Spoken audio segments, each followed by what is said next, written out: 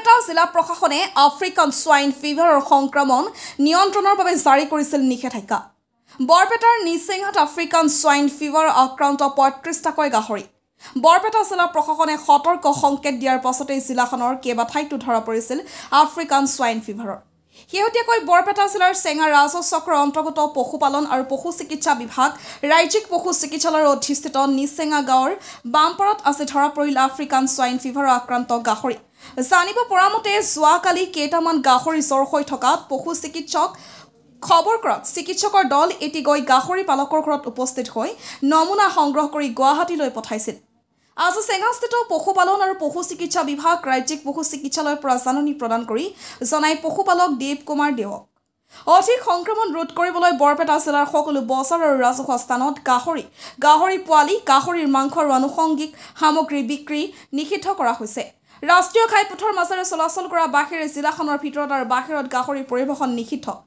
ইতিমধ্যে বৰপেটা জিলা প্ৰশাসনৰ তৰফৰ পৰা নিৰ্দেশনা জাৰি কৰা আছে। IPC অধীনত 188 নং ধাৰাত এই নিয়ম উলংঘা কৰিলে দণ্ডনীয় হ'ব বুলি উল্লেখ কৰা আছে।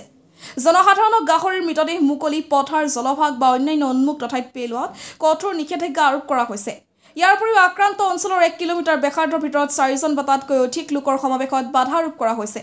উল্লেখ্য যে নিচেঙা গাঁৱৰ বামপাৰৰ পশুপালক দেৱ কুমাৰ দেৱে জনোৱা অনুসৰি বিগত 7 বছৰে গাহৰি পালনৰ লগত জড়িত আৰু ৩৫টাকৈ গাহৰি পালন কৰি আছিল এইজন পশুপালক দেৱ কুমাৰ দেৱে। বৰপেটা চেঙাৰ প্ৰলাচিত বানৰ report north east frontier news.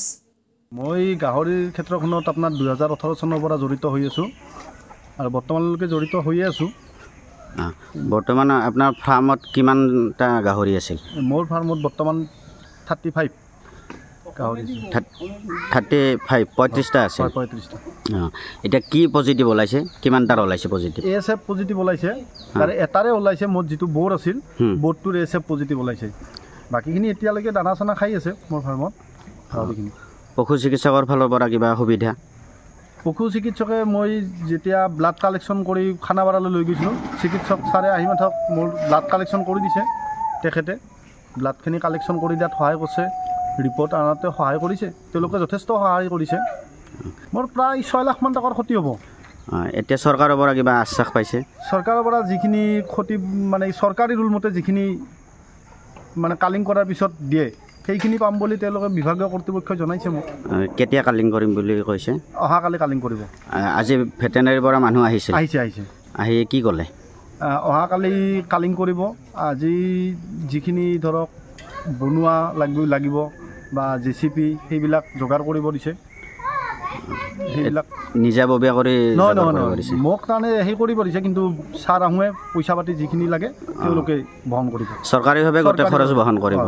আৰু ইয়াৰ ক্ষতিখিনি কিবা মূল্য দিবনে? মূল্য দিব ক্ষতিখিনিত। যিখিনি 1 কুইণ্টলত কৰি ওপৰৰ গাহৰি আছে সেইখিনিত 15,000 টকা দিব।